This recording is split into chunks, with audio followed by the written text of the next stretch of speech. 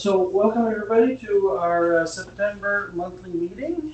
So the agenda looks short, but I'm not sure if it's not going to take a long time to go through stuff. But anyways, I was thinking maybe today would be a shorter than normal meeting, but because one of the topics we had was removed, so we were supposed to be talking about the tariffs, but there's no information on the tariffs that Ryan could find. So I want to talk briefly about Tesla scheduled charging and how it has changed in one of the updates that was done not so long ago. Then I'll talk about the Electric Mobility Canada conference that occurred a couple weeks back. That's what I went to in Halifax. And lots of interesting material. I've got some of it which I will share with you. Then, as usual, we'll do the news and past and future events. Okay. So scheduled charging. The app used to, actually I'm trying to remember what it used to do, but I can't remember now. But the way it's set up now is you could have multiple schedules. You see on the second panel there, that you could, there's a plus at the top. So you can have multiple schedules. Some schedules that would apply to, say, the weekend or different days or whatever, right? You can start charging at a certain time and then charging at a certain time, okay? I was trying to play with this because I was trying to get it to finish charging at 6, but start charging whenever it needs to start to be finished at 6. But it seems to want to start at 12. So yeah, if you have the first box, it'll start at that time. Yeah. But what I want to do is I want it to not start before the ultra low period, and if it's not finished at 6 o'clock, I don't care. I want it to stop charging, right? And that's what I'm trying to simulate here, and I can't make it happen. So as long as your home charger is powerful enough, you won't start before the ultra low period, right? Because the ultra low period is 8 hours long. So I'm trying to test it to see if it works, right? So I dialed it down to 50 amp while we're recording. I see. So okay, well I'll let you finish. So I'm trying to figure out if there's ways of doing that to make it, to so make did sure. it stay within the box? It stays within the box, but it starts at 12. Right. I want it to finish at 6, not start at 12. I want it to not start before 12. But Raymond, when it gets to the end, are you at your charge limit? Well, that depends on the how much I need to charge, and depends on how high the amps are. Right? So like what I would expect to happen is that if you set the all the way down to 15 amps, and let's say that's not enough to replenish your charge, you're at 50%, your limit's 100%. Let's say it's going to start at 12, and then it's going to go until 6. Well, that's what's on the screen. No, it's going to finish before 6 is a problem. Well, that's the thing is that it can't finish before 6 because it doesn't have enough power. Okay. So if it cannot finish before 6, that's fine. I want it to stop at 6, right? And I'll catch up the night after. That's what I'm trying to simulate, right? But anyways, I haven't been able to do it. But the bottom line, though, is you can set a whole bunch of different schedules that make it more flexible. Before, you could only set it for to be rated at a certain time. Just one option. Yeah. Or you could either start at a certain time or end at a certain time. Yeah, and you couldn't do it differently at different days. It was always the same thing, right? So anyway, so I'm playing with it to see how it works, but you can see there's more flexibility. So if you have different needs, and these schedules, actually, it's got my neighbor's address there, 1725 Silver Arc. I'm at 1723, but anyways, it has a different schedule per location, right? So at my cottage, where I charge often, I could have a different schedule, right? So it's interesting how it works. But anyways, that's Tesla charging. So the ultra low start. yeah, it is. But I'm trying to simulate something and try to make it do what I would like to see it do, right? Now, if you look at the app from EV Everywhere, they're adding stuff where you could enable it. So I don't know if it actually works at this point, but they've got the interface where you can specify which time you want to depart, and you can specify per day of the week. So they may be doing something like that. But reminder here for anybody who's not on EV Everywhere, who is in Hydro Ottawa territory, I would encourage you to sign up.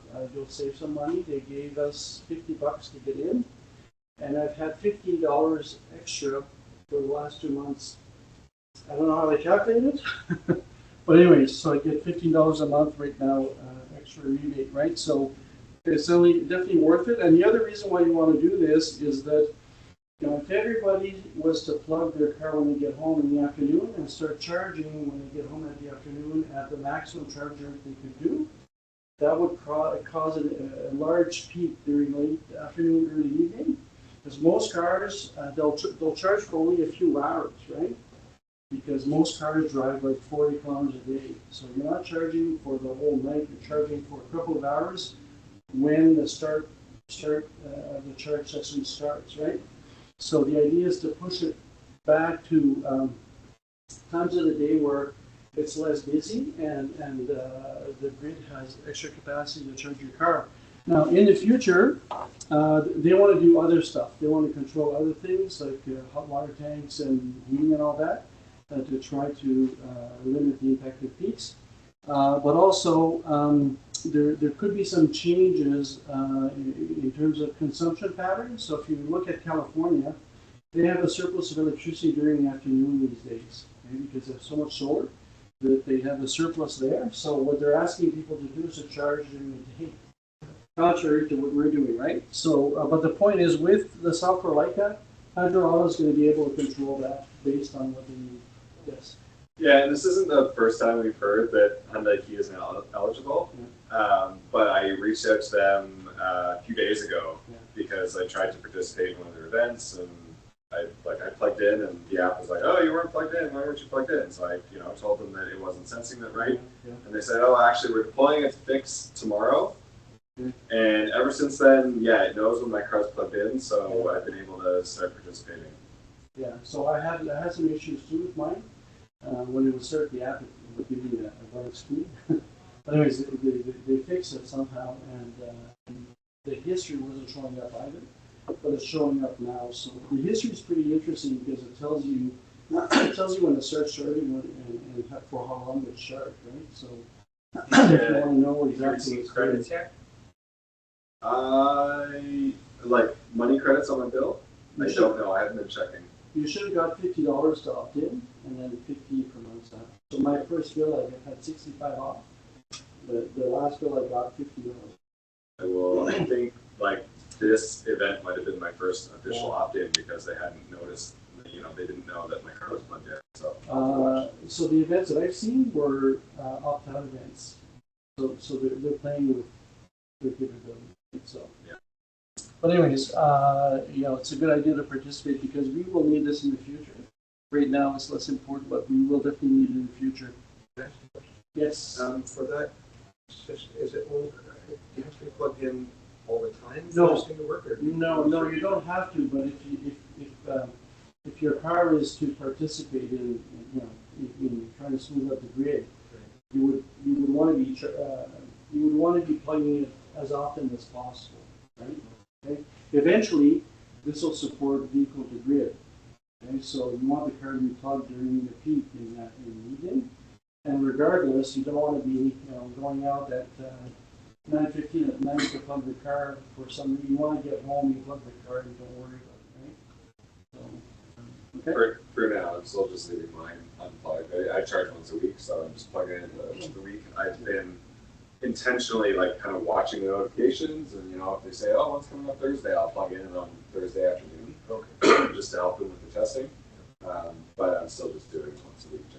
And most of the events that I've seen were they would prohibit charging during the afternoon at some point for a 1 hour period, and I could opt out of that if I wanted to charge anyways because whatever reason, right? I could opt out of it. Okay? And the idea is that you always have an option to opt out, because there's always a possibility that you need to charge any time of the day, right? Depending on your circumstances. Okay. Any other questions? No? Okay, so let's go through the report that I did. Brief report on the EMC National Conference. It was in Halifax, and I took an evening off to go to EVCO with a few friends, which was very nice. That's why I have the picture there. Anyway, so it was September 10th to 13th, again in Halifax. Next year, it's in Vancouver. And next year, there's going to be another instance of the Fully Charged show in Vancouver. Okay, so this year it was earlier than this. It was early September, I believe. And what I would love to see is this be scrunched with it, so we could go out there and attend both, right? What's the Fully Charged show? Okay, yeah, that's a good point. Fully Charged is, there's a YouTube channel and websites and all that from some guys in the UK. They've been doing things EV related for literally over a decade now. For EVs, but they cover all sorts of other stuff that has to do with energy. So, look, there's someone who needs to meet. Joyce.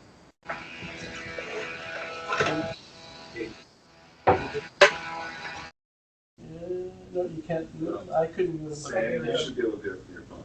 I was able to do it. Yeah. Okay. Cool. So Fully Charged.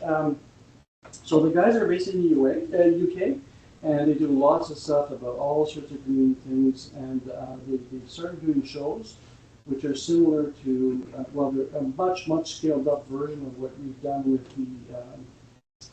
the guys that we used to do at Lansdowne. So the event next weekend, what do we call them again? SmartNet Coalition. So an event like that where they have EVs and they have all sorts of other green things, and they have introductions actually or reveals of EVs. They have a whole bunch of things. They do shows in the UK. They do some in Australia, and they do one in BC. Why BC?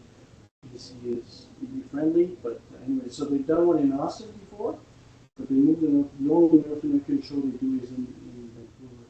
I would love them to have one in Eastern Canada, but They should really do alternate between BC and Quebec. Yeah, but doing it in Quebec, there's a lot of issues there, right? Because of language loss. So that might be why they're not doing it. They should do it in Ottawa because we're right next to Quebec. Yeah, but they don't know that, right? But anyways, I've written a note to them before that they should do something closely here, but I'm just one person. So anyways, next year it's in Vancouver. I'm hoping to go, but we'll see. We'll see if Fully Charged is there at the same time. I will be very tempted to go. Okay. So what did we see during the conference? This was a small part of the conference, although there was lots of talking about this. We had some electric boats. So if you look at the big picture that's here, you see Torpedo, the name of the motor. That's the same brand as I have on my electric pontoon. It's a bigger motor, this one though. So this thing moves faster than my pontoon, obviously. There's an upper right corner there. That's an older boat that's got an electric motor on it also. And the one in the middle is a lobster fishing boat. And I talked to the guy for quite a while. The way they have it there with all the plastic there is to show the innards. So it's really a demonstration boat.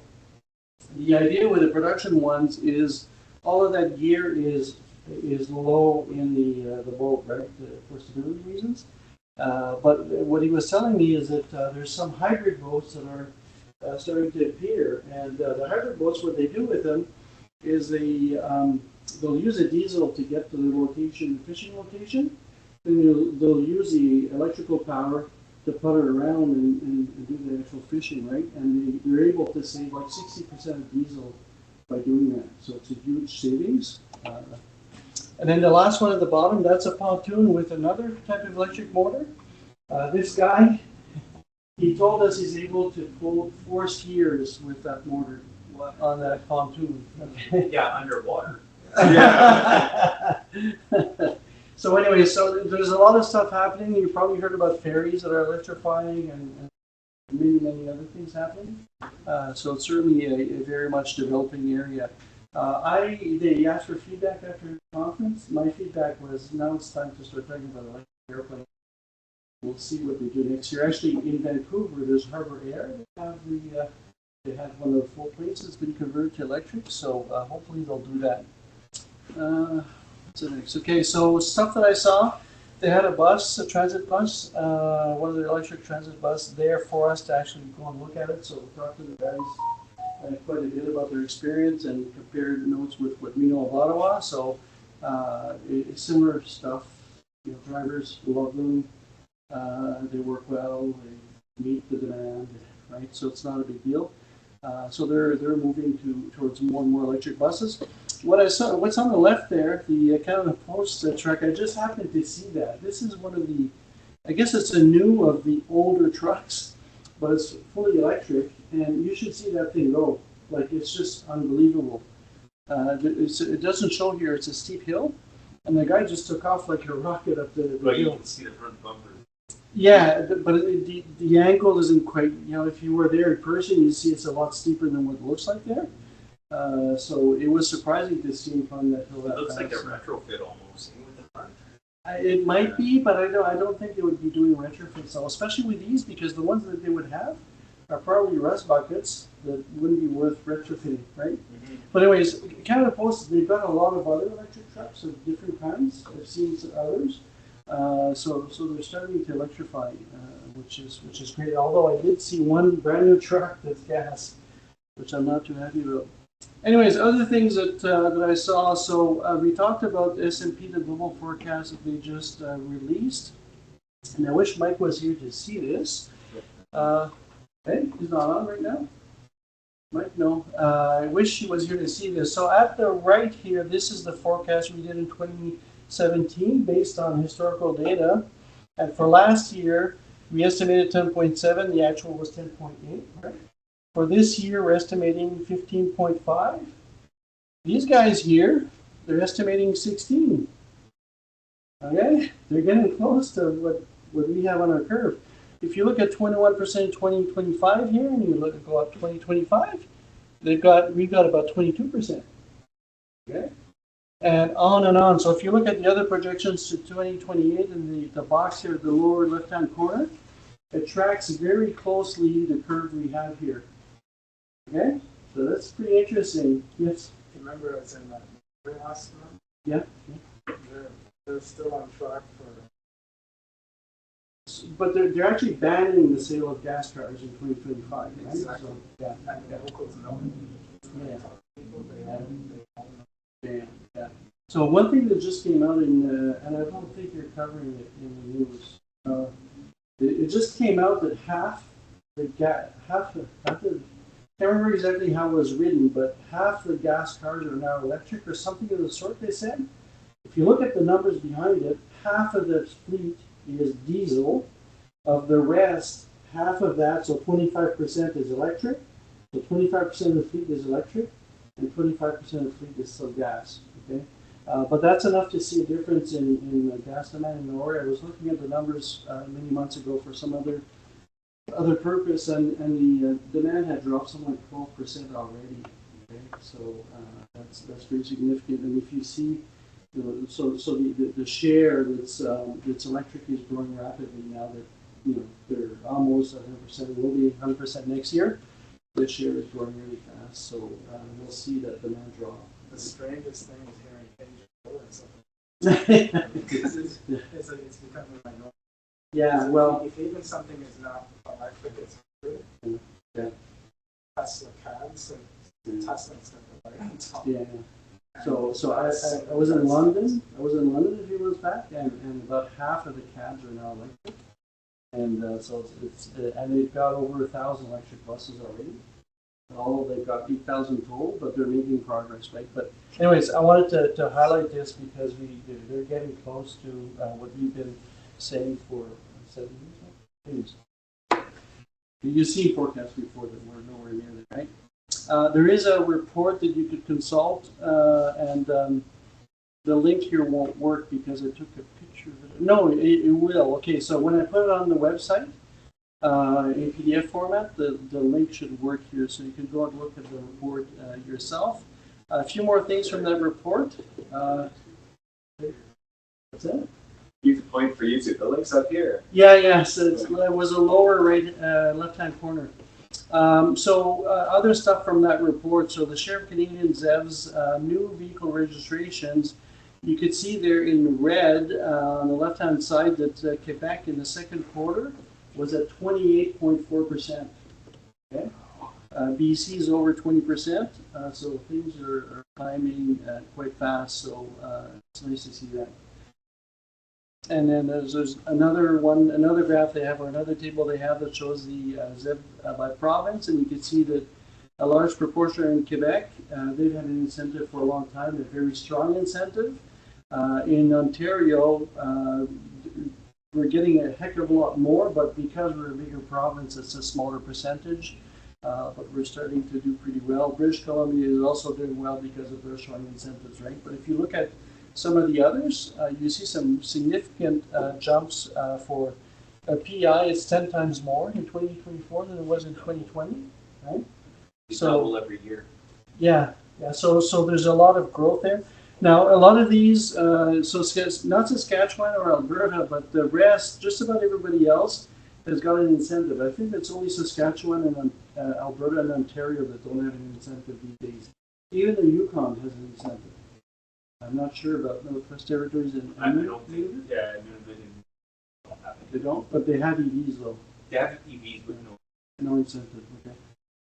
Anyways, more stuff. So there's a guy named David, I guess Schaller. I'm not exactly sure how to pronounce it. I'm going to go through a good part of his presentation. This is the first presentation we had at the conference, and I think you'll see why I want to go through a lot of this stuff. He's talking about medium and heavy duty vehicles, okay? And they've done a lot of work. So he's from the North American Council for Freight Efficiency. Okay, so they're looking at any measure to make transport more efficient. It could be diesel stuff with more aerodynamic designs, or it could be electrified and hydrogen, of course, right? Anyways, compressed natural gas, but most of what they're doing is electric propulsion. So they got this thing, we run on less, and just to give you an idea of what they have, and you could go and see all of their data. It's all public, okay? They've got a huge amount of data. They've written reports over the years. The messy middle that they have here in 2025, they're talking about long haul trucking. And why is it messy? It's because people are talking about compressed natural gas and, of course, hydrogen. Okay, so that's why he says it's messy, and also long haul has its own issues. You want to be able to easily do long distances, and we'll see an example of that a few slides down. But anyways, so these reports are all available. The BEV Depot one is interesting because they talk about the challenges of having depot charging. Okay, so how do you implement the charging? How many chargers should you have per truck, and all sorts of things like that. So they try to analyze that to help people figure out what to do. So in 2021, they did a whole bunch of case studies. I think there's 13 in there. Yeah, there's 13. You can actually go in there and see the data and results from all of the case studies. Yeah, there's just one that's in Canada here. It's Purelator at the top left corner. We'll talk about a newer version of that in a couple of slides. So here they have other reports that have specific use cases, right? So so the last one here is the more local, smaller trucks, right? And then the one in the middle, that's the step vans and vans. So actually, that one is a DHL truck, right? They've got a lot of electrified trucks. Even in Ottawa, I've been seeing a lot of them lately. So anyways, these reports are available. If you know someone who in some way, shape, or form manages a fleet, this is something to point to, okay? So other stuff. So this is the more recent data from 2023. 10 different locations with at least 15 trucks. And they've used lots of telematics, and they've collected humongous amounts of data. And again, everything is available there on their website. And some examples, before we go to the examples, these are the truck models that they had in those pilots and those studies. So you see a wide variety, including a Tesla Semi and a bunch of others there that you would recognize. Those are the manufacturers of those trucks. Yes. I think it's important to point out because, I mean, Tesla's famous for the Tesla Semi, right? But there's all these other manufacturers that are making Absolutely, absolutely. So one number that I heard actually this week is that in Quebec, There's 450 Class 8 electric trucks already on the roads. Okay, so there's a lot of people who are trying to adopt electric trucks. For the reason is cost. Right? Actually, in Quebec, they had a grant for trucks and all that, and they had to stop it completely because the funding was gone in about a week and a half. Yeah, too much demand. The budget was blown in a week and a half Yeah. of it being open because they actually Chevy Silverado, $120,000 truck with the grants, if you were using it for delivery and stuff, was now costing they would cover $80,000 of it. What? Yeah, so the grants are very generous. There's grants at the federal level and tax credits and a whole bunch of things. I'll deliver stuff. So there's reasons to get in on the action short term because of the grants, but if you look at the math behind it, it's a no-brainer. And I've been talking to fleets for a long time, specifically at this conference, and they've been waiting to have trucks that they can actually use, like the semi, which should have been out 5 years ago, but anyways, end of rant there. Anyways, we are where we are, and essentially every manufacturer I'm aware of, you might remember last year I did a survey of all the manufacturers in North America and the ones that I knew of in Europe, and every single one of them either had a truck in market or one that was announced. Now, except for one, that was Western Star, and now Western Star has one, okay? So it's, and actually Volvo just announced one that's got about 600 kilometers of range, okay? Class 8, like the one you see at the bottom there in the middle, okay? So lots and lots of progress. So if you look at specific examples, so Pure Lady, we had them present to us a year and a half ago, I guess. So these are some of the trucks they've been using, and again, the data that they collected is all available online. Another example that people have been talking about a lot is Pepsi with Tesla semis, and we'll talk about that a bit more after. But they have 21 semis. 3 are used for long haul shipping, and 18 for local city shipping.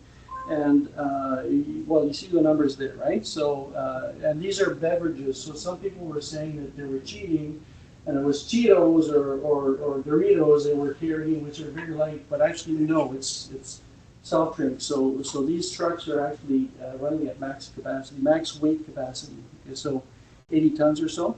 40 tons. Anyways, so you see there the numbers, right? And they have 4. See a Tesla charger on the right-hand side. That's a high. It's one meant for heavy-duty trucks. It should have a different plug. Actually, there is a different plug for heavy-duty trucks that's been developed. So, anyways, that's progressing quite well. Another example they have. This is a Freightliner truck, and one of the reasons why I wanted to cover this is if you look at the 30 trucks, it costs them $9 million. Okay. So that's $300,000 a piece. A diesel truck is somewhere around 180 to 200,000. So it's not that far. The amount of money you save on electricity could easily make up for that, right? So drivers love their electric trucks. So they've done driver surveys, and some people were reluctant to, like everybody else, right? People are resistant to change, but apparently even people who initially were resistant to adopt them love them once they have driven them, right? And actually, I'll tell you a little story that Sam has heard about this. One of my friends in quotes there, Kevin, right, was a goalie in our Thursday night hockey league. He's a bit of a redneck, and was always teasing me that these EVs don't work, and in the winter you're not going to get far, blah blah blah blah, right? All the usual stuff.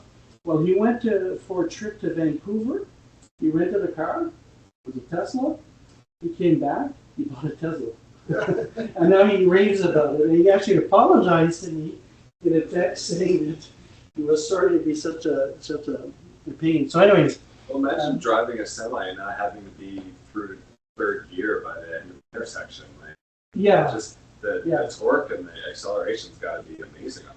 Yeah, and it's less vibration, less noise, so it's a more pleasant experience. So drivers actually like them, and this is no different than what we've seen at OC Transport. What we've heard is the drivers will come in earlier than they would normally, so they could get the chance of driving the electric buses, right?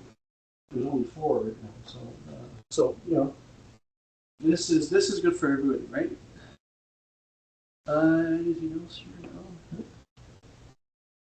Come on. Oh, it's because I let some choose focus. There we go. So this is one particular semi on a 1 day at Pepsi. Okay, so you look at the top there, 1,732 kilometers of travel in 1 day. Yeah. Yes. Surprising. Eh? How many drivers? Well, they don't say, but you know, I won't go into all of the details. But here, if you look in the very middle, there's some green boxes there. Those represent the charging sessions. They're charged 2 times during the day. Okay, the middle one was a bit longer than the other 2 in terms of capacity, anyways, that they added. But they were able to do 1,732 kilometers in 1 day. That's a lot of mileage. So anybody is thinking that you need, you know, a huge tank of hydrogen instead to get range, well, you know, this is pretty well the proof that that's not the case, right? So, so these, I was flabbergasted when I saw the numbers. They're really, really good numbers, right? Okay. And actually, I think there's something. No, it's elsewhere. Okay. They found. I'll just mention now. They found that driver training was really important to make sure that they get as much regen as possible. And in some cases, a very large portion of their electricity came from regen. Okay, like 40% type thing, because if you think about the local delivery pyramid type vans, right? Stop and go all the time, right? So they could get a lot of energy back. Well, if the driver is properly trained, you get a lot of it back, so you end up having a lot more range, right? So the other thing they mentioned here is that they have a depot boot camp, and you could click on it and actually go to the boot camp. I haven't looked at any detail, but they go over things you need to consider if you're doing depot charging of heavy, medium or heavy duty. Okay. So the information I have is really, really plentiful, and I'm really surprised that someone is publishing all that like that, but it's great. It's really great. So one thing I want to show that he was showing is this is from Visual Catalyst, and this indicates the main source of electricity for every province or state. So that gives you an idea of what's what. You can see the U.S. at the bottom right-hand corner. That's got the countrywide stuff, and you can see that Canada, 60% of our electricity is hydro. Okay? That's a lot. Now, if you look at the U.S., a lot of their electricity is natural gas or coal, right? It's 60% total. And in our case, that's a very, very small percentage, 18%, much less. So our grid is much cleaner than the U.S. grid. But you probably know that this natural gas number here is growing right now, because someone in Toronto decided that natural gas was okay.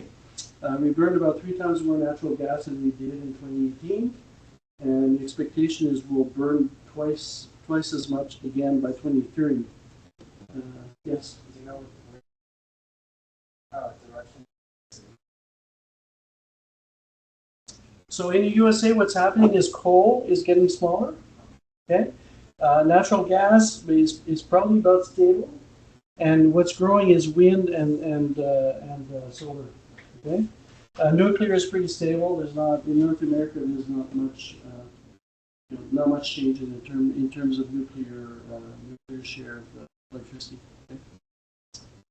Okay? So on to another presentation now. So Clean Energy Canada was there, and they presented. And the reason I want to show this, and sorry about the quality of the slides there. These here, they're pictures of the slides during the presentations. They haven't shared these slides yet, so the first part there, the trucking stuff, I actually emailed the guy and got a copy of the presentation that we use for tonight. But the point here is that this is Canadian data. There's 150 zero-emission van, buses, and truck models available in Canada today. Okay, there's lots of choice from 34 different OEMs, so that will include everybody, right?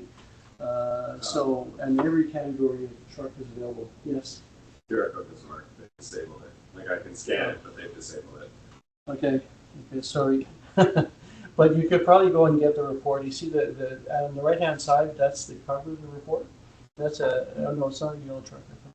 Anyways, but you know, we're having, you know, the availability of the equipment is there, right? So another one. This is Natural Resources Canada and also the National Research Council. We've been doing a lot of research on medium and heavy-duty trucking. And here, this is part of a presentation where they talk about charging and the cost of charging and things like that, and how to optimize that, right? So, I don't know if there's anything else I wanted to mention here. Yeah, so 9 billion liters of diesel per year that we consume in Canada alone. Okay, 9 billion liters, 23 megatons of greenhouse gases per year. That's a lot, right? So, so it's something that you want to address. So what they did is they did a study, and some of their assumptions I don't necessarily agree with, but they're reasonable. And what they've done is try to figure out what the costs are for depot charging in particular, and what you should be doing, right? So one of the things they conclude is that it's cheaper to charge in depot instead of using higher speed charging on the road. Okay, and so they've done some detailed costing of that. I think it's the next slide. No, the slide after. So one thing we've talked about before is this issue of time lost while charging. Okay, one thing you need to know, and yeah, it's at the bottom here in green. The first 15 minutes they assume them to be free. Why? Because if you had a diesel truck, it would take 15 minutes to fill it up. And if you're filling up a diesel truck, you have to sit there like a gas car at the pump until it's done. Okay, so it's 15 minutes. You're there waiting for the fill up to complete. Okay, so if we look at what they've done, so they developed 3 scenarios. Scenario 1 is charging at 200 kilowatt hour in depot, and they have truck served per day. They say 1.5 truck per day. Okay, so they've done all the calculations for that. Scenario 2 is you would be charging at 2 megawatt chargers along the road. Okay, and this is the 10 trucks is the 10 charging sessions per day they're assuming that the charger would get.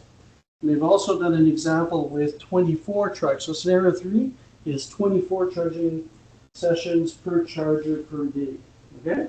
So that would be, you know, one truck after the other that's charging, right? So, and then they've run the numbers, and bottom line is, if you look at the bigger numbers here, so the electricity costs, you know, they say 10.5 cents. That's about the average cost in Canada for electricity. Now, one thing you need to know about this, and actually, I often see on Facebook in particular people complaining that, well, you know, I pay 10 cents a kilowatt hour at home. Why is it costing me 60 cents when I go to the supercharger, right? Well, if you look at the numbers they've developed, one of the big costs here is demand charges. Okay, so if you know something about the electrical system, when your demand is not very flat, when you have peaks and all that, you pay demand charges, and they could be very expensive. So here, with scenario 2 in the middle, the demand charge is higher than the charge for the electricity itself. Okay, and then they have numbers for how much does it cost for expanding the grid. For those of you who worked at that kind of stuff, Sam could probably tell some numbers, but I've seen some presentations where people are talking about spending hundreds of thousands of dollars to get the infrastructure to the chargers before they even pay for the chargers, right? So level 3 minimum, you're at 100 grand. Yeah, but it could be a lot more than that if you have to. Yeah. It's and that's if it's in reasonable distance. Yeah. So it's very expensive to do that. So if you look at all of that, what they're saying is in scenario 1, so charging at depot, it's about 42 cents a kilowatt hour. So the electricity is only a quarter of that, right? Scenario 2, it's a bit higher, it's 47. And then scenario 3 if you could get that much volume, would be cheaper there. But actually, when you add the rest, sorry, I forgot the rest of it. So what they're assuming for battery degradation, they're assuming that if you're fast charging, that you'll have more degradation, the battery won't last as long. So that's why the cost is 18.1 instead of 14.6. But when you total it up, scenario one is the cheapest. The one in the middle is the most expensive because there's only 10 trucks per charger per day. And scenario three is somewhere in between. Okay. The only line item there that doesn't make any sense is the battery degradation one for two reasons. One is that they're counting it even on the scenario one, which is basically like level one charging speeds as far as a truck is concerned. Yeah. And so that's part of the cost of the truck. That's not part of the cost of fueling. So you remember what I said at the beginning. I don't necessarily agree with all the assumptions. Yeah. Well, I'm just spelling out like what's wrong with it. Yeah, but I'll tell you what the assumption here. They're assuming that if you're doing fast charging all the time, the battery will last 3 years. And if you're doing slower charging, it will last 5 years, and it'll have to be replaced. So they're putting the cost of replacing the battery in there, because if you have a diesel truck, you don't have to replace anything that often, right? Is it a good assumption or not? You could argue that. Yeah, probably not. But also the like scenario three load per truck is actually lower than the people in scenario one, but they're charging more for degradation. That doesn't make any sense. See, peak load per truck is the third line. They're saying that in scenario one you're going to be pulling 133 kilowatts. In scenario three you're going to be pulling only 83, but they're assuming a higher level of degradation with a slower charging speed. Because the 2 megawatts is split among 24 trucks charging simultaneously. Yeah, but you're right. It doesn't. But in any case, even the 200 kilowatts for a truck that has 500 kilowatt hour battery, that's 0.35, 0.4 C. That's nothing. That's not stressing the battery. So again, I don't necessarily agree with the assumptions, but the reason I put it up here is that this gives you an idea of the cost for fast charging is not anywhere near the cost of what you pay at home. Okay? To supply it, forget about what you pay for it, right? So if you're seeing these costs of 30 cents or more kilowatt hour, there's a reason. It is expensive to do this. Okay. And right now, I would argue that the infrastructure is even more expensive because a lot of it is underused, right? There will be only a few charging sessions per day, so that makes it a lot more expensive. Okay. So conclusions, a bunch of conclusions. Is there anything that? So maximizing the use of charging stations can make a huge difference. It's a big cost factor. Obviously, if you can use it more, it'll cost you less overall, right? And time lost for charging needs to be factored in. Actually, if you look at the previous one here, there's a green number down here, minus 2.3 in the scenario one towards the bottom. That's to account for the time that you're not wasting waiting for the diesel to be pumped. Okay, so they've taken that into consideration. And of course, the last point is overnight charging may be the best. Absolutely, they could probably pay less for electricity. They could probably avoid demand charges. They don't have anybody having to wait for the thing to charge, right? So there's a bunch of reasons why it would, aside from what they calculated here, that certainly lead us to that conclusion. Okay. Any more questions on that? Battery University guy. Worry. Yeah. So someone online said something. Something about Battery University. So this is Jeff Dahn, who is the researcher that's quite renowned and is working with Tesla on batteries. Not just Tesla, but Tesla among others. So he did a keynote speech during a lunch and repeated some of the stuff we saw at, there was a presentation done for EV Society a couple of months back that he did.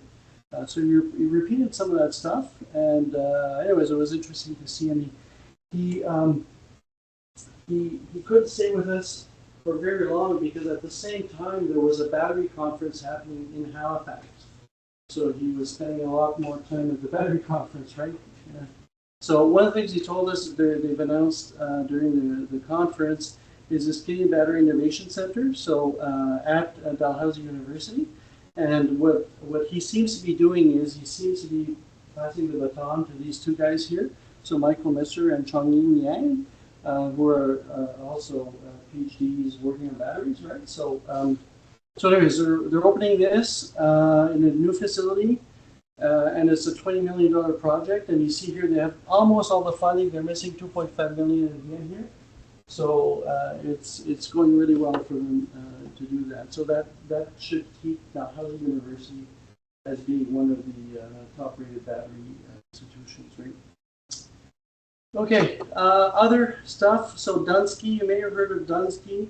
They're a consulting firm that do a lot of work on energy stuff, and they've been doing a lot of stuff on EVs. By the way, they're the ones who are saying that we need 700,000 public charging stations by 2035, I believe, or 2040, whatever. I've talked to other people on the conference about that, and they agree with me. The 700,000 is a ridiculous number.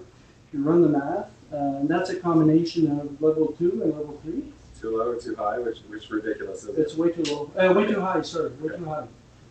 So in there's about 40,000 level 3s, and the rest are all level 2. But think about it. If you have, let's say you have 700 level 2, okay, and you're charging all the cars that are on the road, and most people charge at home, right? And in the future, I expect that even condos and rentals will all have access to charging at home. So there's not that many cars left to charge, and you think 700,000 chargers, 5 hours for a full charge per car, let's say, you could run 3 of them, 4 of them per day, right? So just do the math, and you see that it's a lot more than we need for capacity to cover everybody. But how many gas stations and gas pumps do we have? But it's not quite comparable because you don't have a gas station at home. No, it's right? not. But it's for that public consciousness and public perception that, oh, there's a charger, there's a charger, there's a charger. They need to know there's a charger anywhere they need to go. Yes. Now, that being said, you saw the numbers on the charging and how much it costs, right? Yeah. If we have twice as many chargers as what we need, it's twice as much money as what we need to be spending, right? And we're talking in the order of $18 billion total for that. A lot of money, right? And you don't want to be wasting the money. So, Just want to, yes. Lynn is saying, I don't see condos, apartments doing retrofit to add charging. They are. Well, yeah, so we've talked to many condo buildings, Lynn, with a pilot project that we're doing with Some have Sunbelt. offers for tender and. Yeah, so there's a lot of progress. There's actually buildings. There's one in downtown Ottawa that I think rather foolishly went and they put a charger and all the required infrastructure at every single parking spot. Okay, I think that's going a bit too fast, but if they want to do it, they could do it. It's great. I didn't say all. I basically said that unless there's a business case for it, apartments, rentals aren't going to do it. We can't even get retail to put in charging. So there is an issue with the business case, absolutely. What I'll tell you though is that I'm aware of many rentals that already offer charging. Okay, so they seem to be responding to it. They seem to be finding a way to cost justify it. They're not doing it for free. They're going to lag behind, but I think it'll eventually become just an expected amenity. Yes. Like it's expected to have Yes. a washing machine. Yeah, so actually, that exact thing, I was told by someone in the industry that they're putting charging because of that, because they'll lose tenants if they don't have charging. Okay. So, was there another comment, Lynn? No, it might take a while for all the apartments. Well, that's the problem right now is we are seeing tenants going into these buildings and they have nowhere to charge their cars. Yeah, and this is a long and complex discussion, but it's not a problem that can't be relatively easily overcome. My expectation is that by somewhere around probably 2040 at the latest, that charging will be like block heaters were, or plugs for block heaters were when we were kids. That you just assume that they're there, right? Well, another thing to remember is that new car buyers dictate the car market, right? Because the car makers don't get revenue from used car buyers, and new car buyers are disproportionately homeowners. Yes. Yeah, so actually, if you look right now, most EV owners are single-family home residents, right? So because it's easy to put charging, right? It's part of the reason. If you walk down any suburban neighborhood, you can see there's still lots of room for people with houses to get an EV. Absolutely, but the thing is, we would want people that are in lower Yeah. lower income Well, yeah, areas to have access want to to, it, but right? So it's just realistically, it's going to happen later. it's yeah. Well, yeah, you say that, but I go by the one charger in our neighborhood, and on a regular basis, both heads are in use after work. Yep. And so we need a Yeah. way of bridging that gap. Yeah, so then right now, there's very little charging available in your neighborhood, right? And there's only two charging stations available, right? So there's obviously a need for a lot more, no doubt about that. But I expect though that eventually people will be charging at home, except for the garage orphans. People have to park on the street. That's a bit of a different story. But there are places like. Right here on Beachwood, both the up-street parking. Yeah, but it's not necessarily what they have is flow chargers, right? That Yeah, but like at the curb with. yeah. But what I think it's New York City or one of the large cities. I can't remember exactly which one it is. They're deploying 10,000 post-mounted, so telephone pole-mounted charging stations. LA. LA. Okay, you're right. Yeah, it's LA. So I hope It's in the news. Sorry, that's what I thought. Okay. Okay. So there's a lot of work to do there, and actually, I was talking to someone from the Atmospheric Fund based out of Toronto, and what they're doing is they're working on how to finance the first part of the infrastructure, which is always the biggest issue to get through, right? So people are working on these problems, and they'll get solved eventually. It may take some time, but they will get solved eventually. Okay. So, anyways, that's.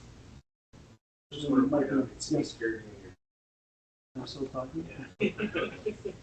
I'm almost done with this. I think I can't remember how many things I had in there. Anyways, so Dunsky talked about VDG. There was a lot of discussion about VDG at the conference, and here this illustrates the two possibilities, right? And they're saying that the DC charging seems to be winning out right now. I think that's a bit of a problem because doing this costs a lot more than doing the AC charging part, but we'll see how it eventually There's no works reason a out, vehicle can't be capable of both. And the thing is that if the onboard charger of the car is engineered thoughtfully, like what Kia and Honda have done, it doesn't really add cost to the vehicle because the onboard charger is just reversible. Absolutely. The same semiconductors, inductors, all the hardware that's inside there that converts AC to DC, convert DC to AC. Yeah. So But if you go the DC route, you don't have an inverter in the car. You have to add another but inverter. a car that has an inverter can still offboard DC power, right? A car that like a Honda or Kia could still be bidirectionally DC charged. But the grid uses AC, right? Yeah. So in this scenario, Well, what so they're doing you is they're need the taking the onboard, DC from the battery, converting it to AC, and sticking it on the network, right? Yeah. On the grid. I'm just saying it's not like it's a situation where if we sort of pick one, it stops us from being able to use the other option ever. Like it's I not agree. like one of those dire sorts of choices. I agree, but like you said, the AC charging is very low cost. This is much higher cost. Yeah.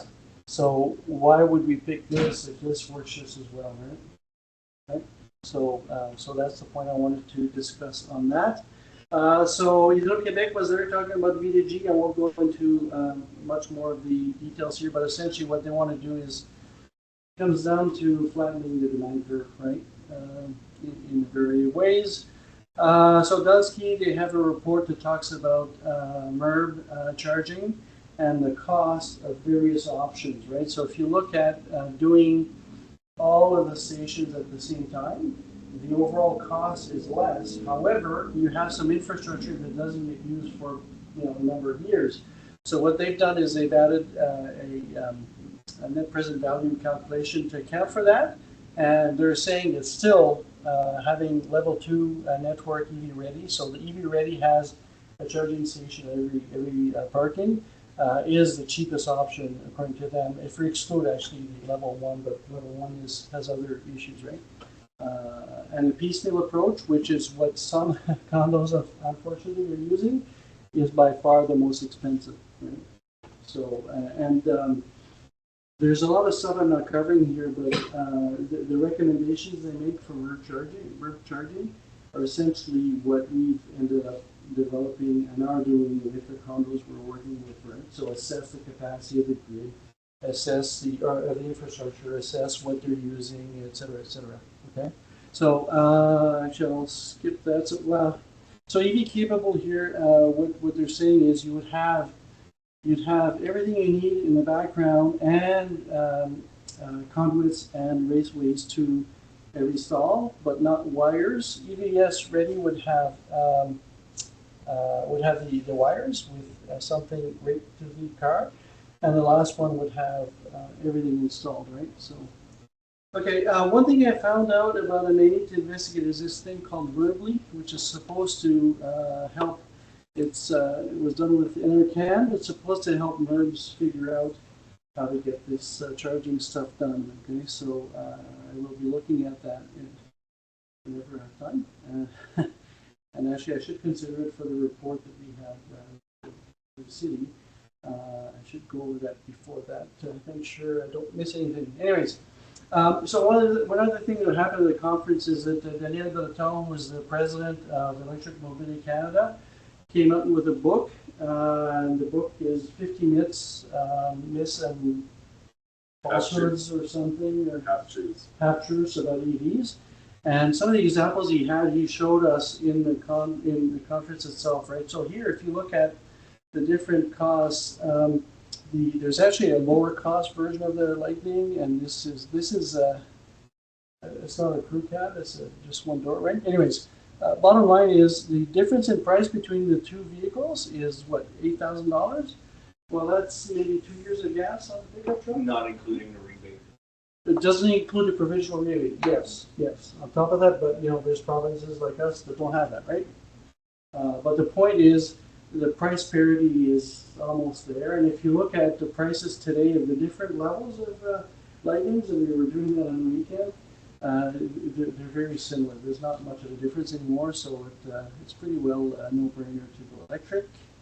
Another example, this one's very interesting because the electric version is cheaper than the gas version by $2,000 before rebate. Okay, before rebate, and they're very comparable vehicles from the same manufacturer. Right? And I might argue this one's a bit better than this one, but I'm not sure. They're at least equivalent, okay? Right, so pretty impressive, right? So I'll be adding some slides to the presentations we do to the general public. So one thing that's come up a lot is surveys of buyer intent and all that. You probably saw some news reports saying that 90% of EV owners are going to go back to gas cars and all this kind of misinformation, right? Well, they did a survey and tried to and they do it every year. They try to eke out as much data and as much truth as they can out of it, right? But so one example here is charging at public chargers. 37% of PHEV owners have never had a problem, and 33% have rarely had a problem. Okay, so the situation is improving. There are still problems, but the situation is much better than what you would think by reading the stuff you see on the internet. Can you go back to those numbers? To what? The numbers? 37, 33. I don't know, I'm not super great in that, but that's like 70%. What happened? 30%. These two is 70. That's Okay, the rest are. right. That's the rest is 30. Right? Sorry, there's a big clear. Okay, so yeah, it does happen. Okay. So this one here, this is purchase. This is awareness of the rebates that exist. Okay, and if you look at, they have it by location, obviously, but there's some people. And you look at this in Quebec, they have a $7,000 rebate, a $5,000 federal rebate, and half the people don't know about it. Right? Unreal, right? So the point here is there's a lot of room to educate the public. And what they have done is they've done a survey. What they do is they do a survey with a person, educate the person, and then retake the survey and measure the difference. And when you do that, you see a large increase in people wanting to buy an EV. Okay, so beware the numbers you see. There's some a lot of intentional FUD out there. Okay, so we'll try to get a little bit faster. So okay, so this is from Geotab. Geotab used to be. It was a Canadian company, there was a Canadian company that was bought by Geotab that does telemetrics with vehicles. I can't remember what they call it. Anyways, whatever. What they do is now they've got they monitor lots of fleets, and they've got numbers on things like maintenance and that kind of stuff. Here, what is it trying to illustrate again? So okay, so here what they're doing is they study the usage pattern of all the vehicles that the fleets have, and they determine how many of them could be electrified and how many cannot be electrified. Okay. Now I'll ask you to think about one thing. If this was 100, so EV suitable, if it was 100%, what would happen? They don't need this report anymore, right? See what I mean? Okay, so I think the real number here is higher than the green shows here. Okay, it's actually higher than that. But they have an interest in making sure that there's a part of the market that can't be electrified, because what are they doing? Their main business is trying to help people figure out which of the vehicles can be electrified and which cannot be electrified. You know what I mean? So I believe the actual number is higher than that. Well, I mean, they'd still be able to help you find the lowest hanging fruit. Oh yeah, they absolutely. There's other stuff they could do. I'm not saying that it would have no value at all, but some of the value would be gone, right? So, and here they have numbers by province of how many of the fleet vehicles would be capable of, with the range that they need. 90% in British Columbia, 86% in Ontario. That's a lot of vehicles, right? Okay. That's light duty fleet, that one. Here, this is an interesting one. They talk about PHEVs, and the big secret about PHEVs is that many of them never get charged or very infrequently get charged, so you don't get the benefit of the electric part of the PHEV. Okay, so this is a problem in the UK also, particularly because a lot of fleets are buying electric or PHEVs, and a lot of PHEVs are being bought to get around the emissions regulations that they have in big cities. And if it's a PHEV, you get some privileges. Whether you burn in gas or not, it doesn't matter, right? So a lot of people just use them as gas cars. So what else? Batteries degrade on average 1.8% per year. Their previous number was 2.3.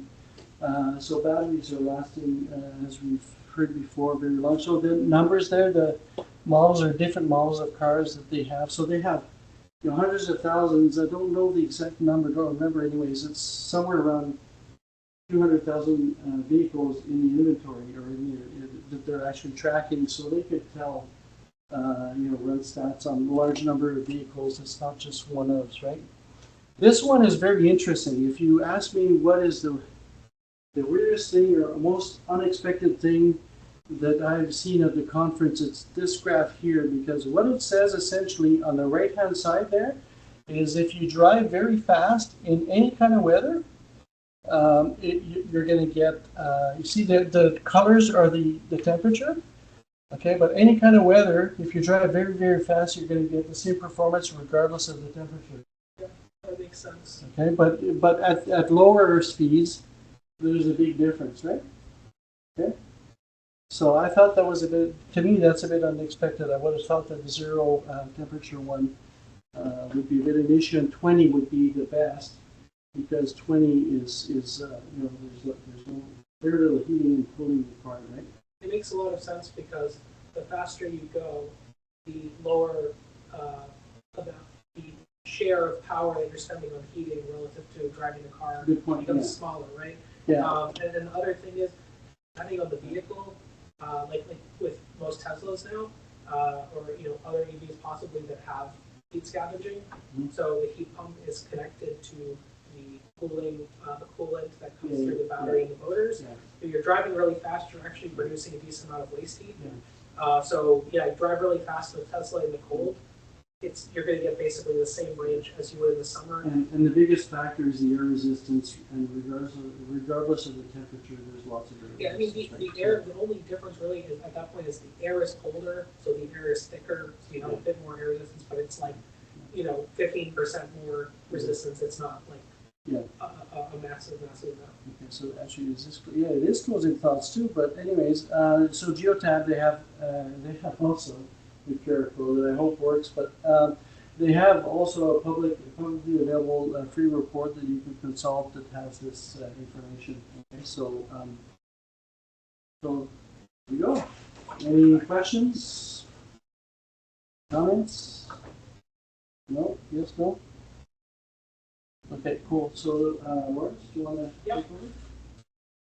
Finally, confirmation of NACS coming standard on next year's Ioniq 5. And with the announcement also came a new off-road trim. You can see it pictured. It has kind of a more rugged bumper. It's got tow hooks. It's a bit more lifted. It comes with off-road tires. And basically, it comes with the larger battery pack, but the range you get is more comparable to the standard range Ioniq 5. So still pretty good, but yeah, obviously a bit less efficient, but fun for, I guess, people who like off-roading. Some news about this mining company, Fortescue Metals, making a switch to electric mining equipment.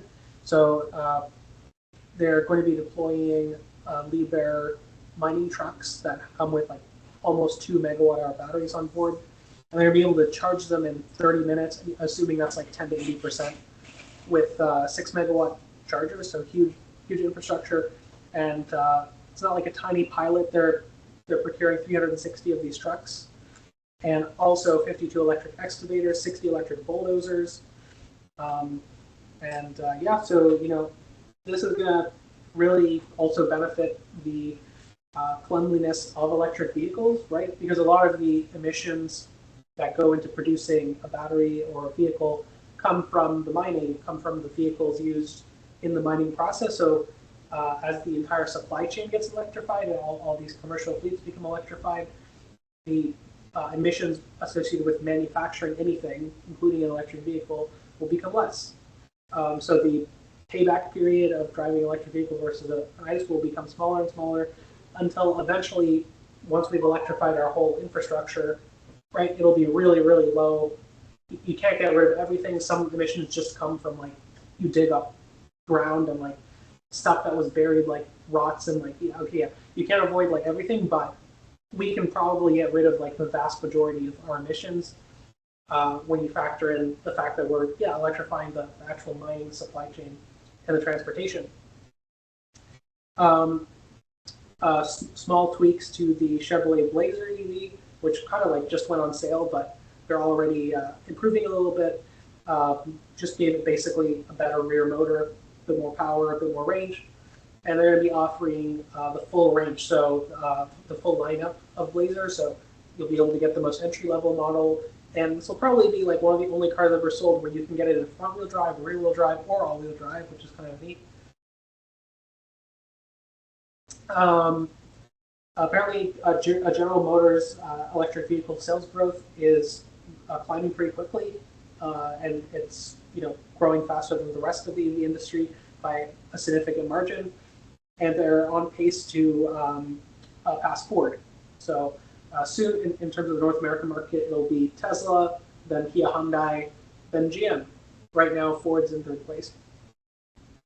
Also, the fact that they're going to be launching the Equinox EV with its most affordable trim next year should be a pretty big boost. And if they're on time, I think the year after will be the new Bolt EV. Kia has finished its first dedicated EV plant. Not the one that's being built in North America yet, but I think that one's a Hyundai plant anyway. But this one's in Korea, but it's going to be used mostly to produce their mass market EV3 and EV4, and hopefully we can import some of those Yeah, fortunately, we can import Korean cars to Canada. Not Chinese cars anymore, but Korean cars. Kia EVs will get supercharger access on January 15th. No word yet. No word yet about Hyundai EVs yet, but probably they'll be coming around the same time. It just hasn't been announced. At least I haven't seen the announcement. Oh yeah, and as also part of that announcement, Kia EVs being sold basically from now on that come with a CCS port will come with an AX adapter. Any word on those that were sold before then? I think they said that you'll be able to buy one, but they're not going to send you one. But if I were you, I would just buy the A to Z adapter. We kind of touched on this before, but LA is going to be kind of just lining the streets with 10,000 streetlight EV chargers. This is great. I mean, I have heard that fast charging stations in the LA sort of urban area are pretty congested. There are actually, especially with California having all their incentives and everything, EVs being popular there, it is expanding past single family home owners. So there are people living in apartments and stuff, people who don't have home charging, buying EVs in California, and then ending up needing to fast charge them, unfortunately. But yeah, really what we want to do is just have lots of street side charging available for people to use on their day-to-day use. So they're going to start doing that, which is great. I mean, LA is a big place, so 10,000 probably, they're not going to be absolutely everywhere, but it's a good start.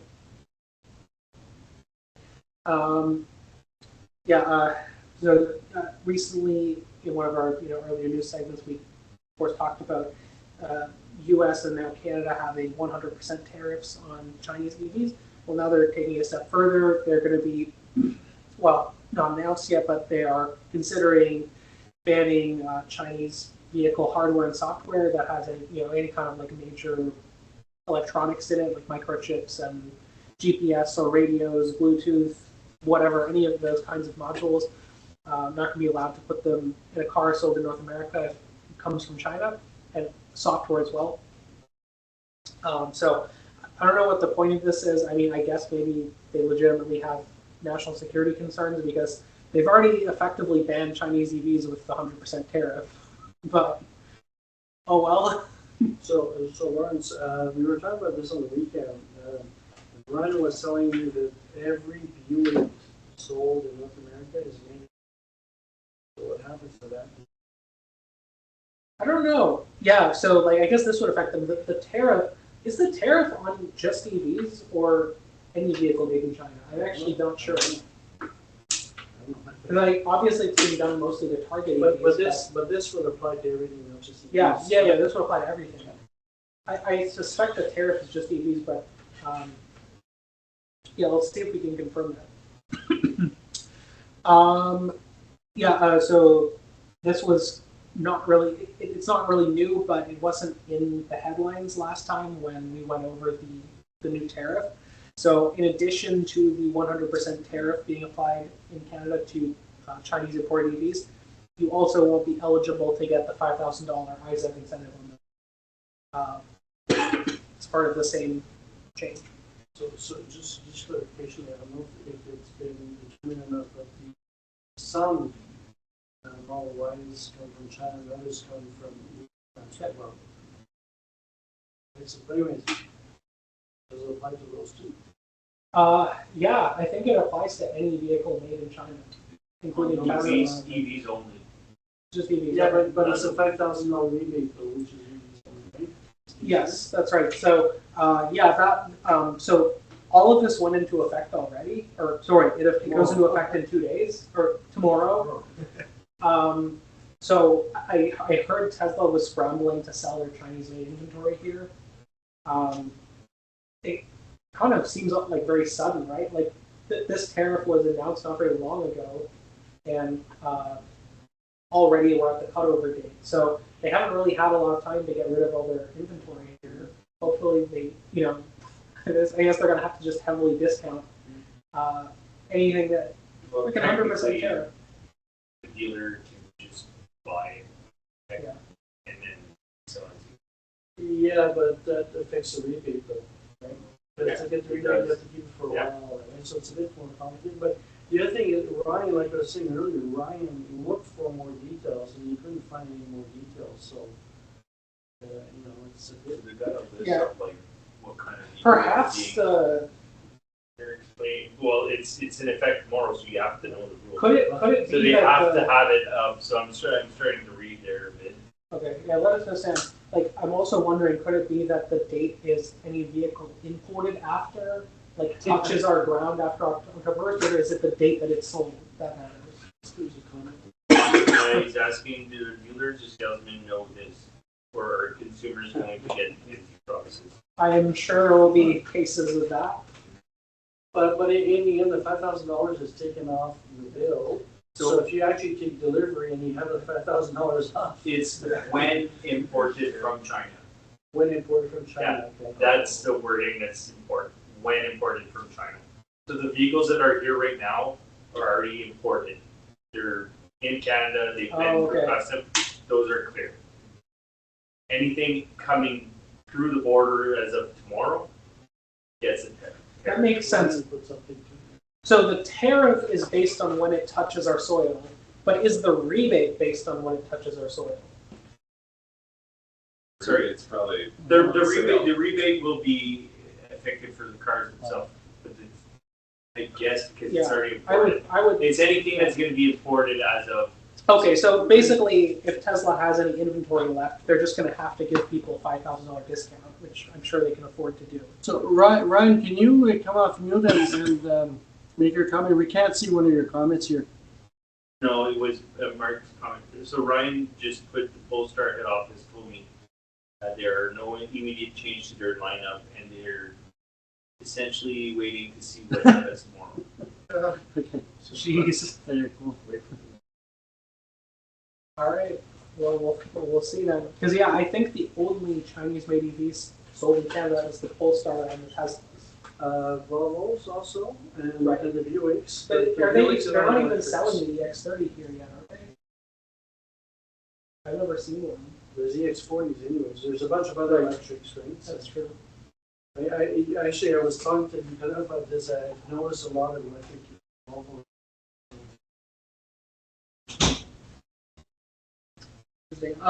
Yeah, so some confirmation from supply chain reports that the Model Y refresh will come out early 2025. This is pretty much as we expected, being just 1 year delayed behind the Model 3 refresh. And we've seen prototypes hitting the street at around the same times that the 3 did. Should be similar changes to what we saw in the Model 3 refresh. And some people have seen some leaked photos of like camouflage being taken off. It looks like they may do slightly more significant styling updates, like having a light bar in the back. Yeah, Model Y on track to become the best-selling vehicle in the US, period. Right now, it's still the RAV4, which is followed by the Model Y and then the F-150. So they've already beaten the F-150, which is pretty crazy. Tesla is going to be having a robotaxi reveal on October 10th. So we'll see what it comes up with. I mean, considering the current state of FSD, I don't see them imminently releasing this, but I guess they'll show us the design and maybe get us some more information on when they expect them to be hitting the streets. But yeah, this all seems like very like Elon scheme stuff that is probably going to be delayed by a long time, if anything by at least regulation. Is that another Tesla behind it there in that picture? Yeah, it looks like there's a wire 3 behind Yeah, it. maybe there's a Tesla safety driver in the Model Y that has to follow the robo-taxi. Can't see if there might be a person in there. But yeah, in terms of the design, the reason it looks that way, it looks like it is actually going to be a completely different vehicle. I honestly thought they were just going to release a Model 3 with no steering wheel in it. I don't know why they're not doing that, because they usually want to make things as simple as possible, but it looks like the robotaxi is actually going to just be like a 2-seater. Like it's going to be really, really small. You can see there's just one row of seating inside, and then the back is like just like a big trunk or something. Yeah, it might be disguised. Right? Yeah, although there were actually like concept drawings and stuff that have been shared before, suggesting that the robotaxi would just be a two-seater. Seems a bit bizarre to me. One thing I heard again is Craig. I don't know if he's on the right? But Craig was saying that what he had heard was that when they're announcing the robotaxi, they're also going to use the same vehicle for the Model 2, like the smaller, less expensive, which would be interesting, but I haven't seen that myself. But it'd be, if they do that, the stock price is going to be. Yeah, I don't see them doing that if it's a two-seater. That doesn't make any sense. Who wants to buy a two-seater? The Miata was very. But yeah, I wouldn't put a lot of stock in that. I mean, I think even like Elon himself has tweeted that they're going to be working on a lower price vehicle using the Model 3Y platform. So originally they were going to be making an all new platform. Now they decided for now we're just going to basically release a stripped down Model 3. I fully expect it's going to be kind of like a hatchback. Like it's going to look sort of like a Model Y but smaller and more like Model 3 size. Trunk coming up a bit higher, having a lift back. Cloth seats, rear wheel drive, probably a 50 kilowatt hour LFP battery. Boom, like doesn't need to be complicated. Just strip down a few things, bring the price down, and you're off to the races. Anyway, just my 2 cents. But yeah, I think that's all the dues. But while we're talking about taxis, I wanted to say, like, because Raymond was talking earlier about fleets and drivers being trained to use EVs effectively. Like they could really use that for like Uber drivers. Like Uber really needs to like educate their EV drivers.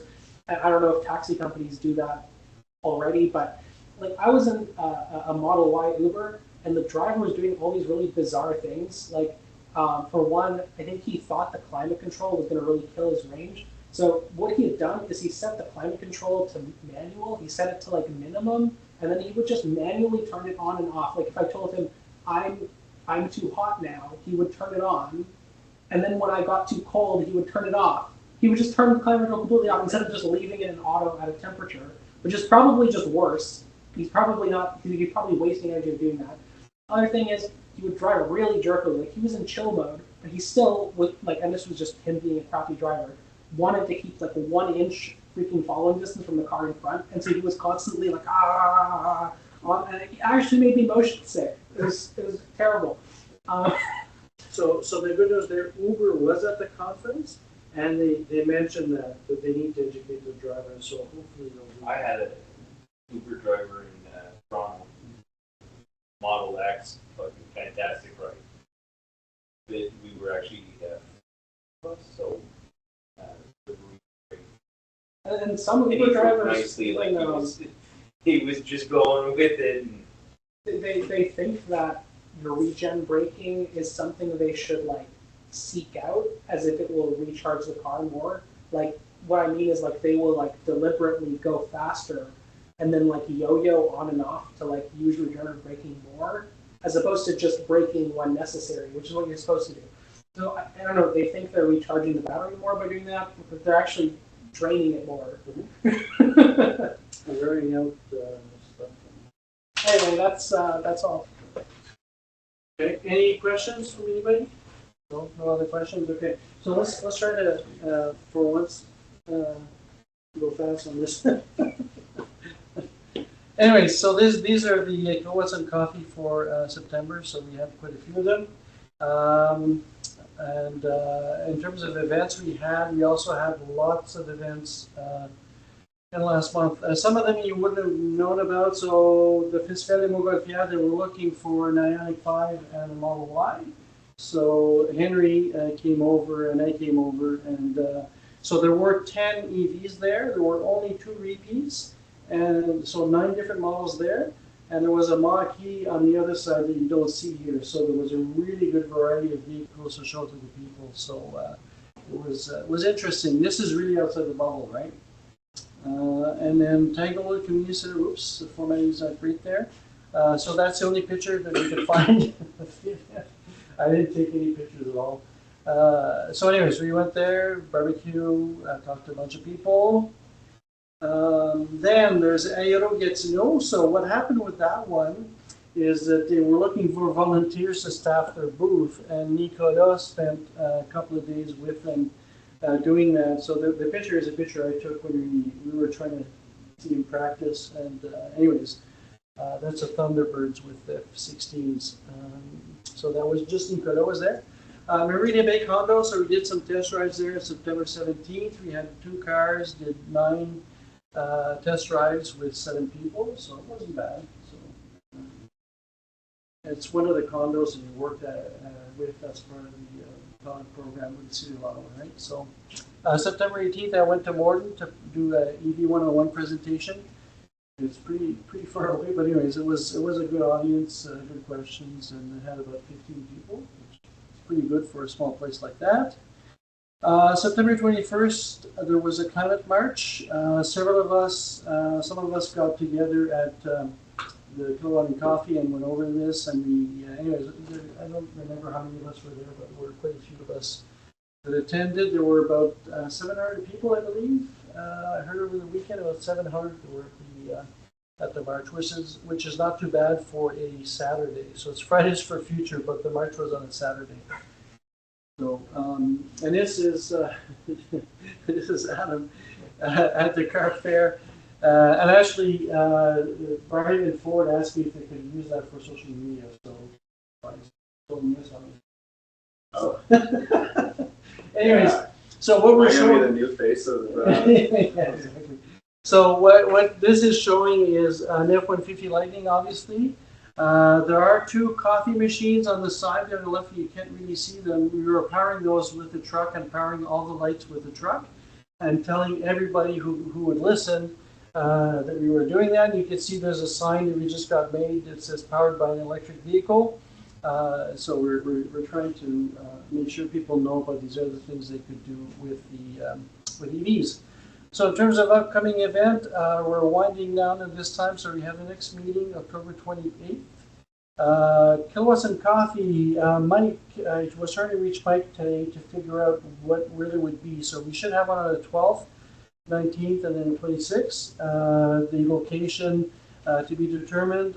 We'll put them on our Facebook and social media. And the website, and we'll have them up there. Yeah. Okay.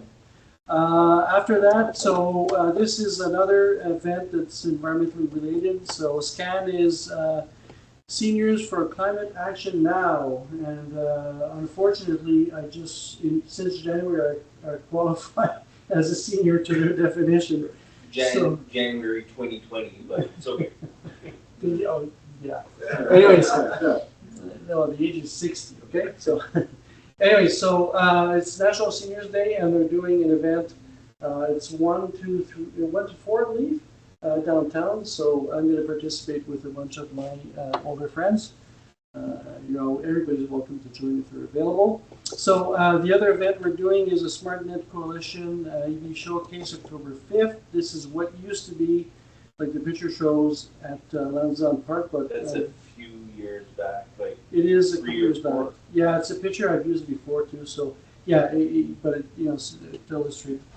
Yeah. So it's cool to see. Yeah.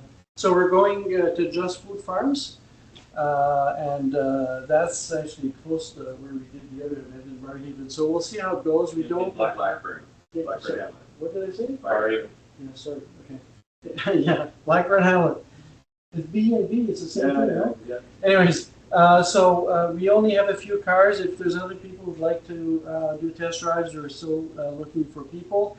I don't expect we'll be that busy because people will have to go out of their way to get to this event. It's not on Main Street, and it's not Lansdowne Park where people would be walking by there on a Saturday. Like they would be walking there anyways and would stumble onto us, right? So. But anyways, that's what they decided to do. So the other thing we're doing, I said last time it would be October 5th after, actually in the email I said it would be October 5th after the other event, but actually it will be Monday, October 7th. We're going to do a volunteer appreciation event. Details to follow. So Boston Pizza, stand up now. yeah, so it's 6 o'clock. Now this is actually, you know what? We're going to do something for all the volunteers, that participated at least one event will provide part of the funding for it. But if other people want to come and you haven't volunteered for an event, you're more than welcome to come. Okay? Right? Yeah. You There reserve will for- be a treat for volunteers, Yeah. but your spouses are welcome to join. Yeah, your spouse or anybody else who couldn't volunteer for whatever reason, you're more than welcome to join us. Okay? So Boston Pizza Cinema, right? So, 6 o'clock. 6 o'clock, yeah. Okay, and I think that is it. Oh, reminder that we have, if you haven't signed up for membership, and we have 3 levels of membership, which we are working on having benefits that match them. But anyways, and if you want to donate money to EVCO, you're more than welcome. We do not issue charitable donations or receipts. We're not a charity. So the only other thing left, I But think, we will give you a receipt for it, though. oh, we give a receipt, but you can't deduct it. So we actually have 102 subscribers now. Yay! On our website, on our channel. So if I encourage you to go and look at what we have there. And roundtable now. So this is where we stop the recording. Yeah. And For we'll everybody go to online, check our Roundtable. YouTube channel. Yeah, do you want me to do the mic? Yeah, sure. So for everyone watching this on YouTube, this is where your video will end. Don't forget to subscribe to our channel to watch all the updates every month. And for those of you joining us live, stick around and we'll have the roundtable. Thank you.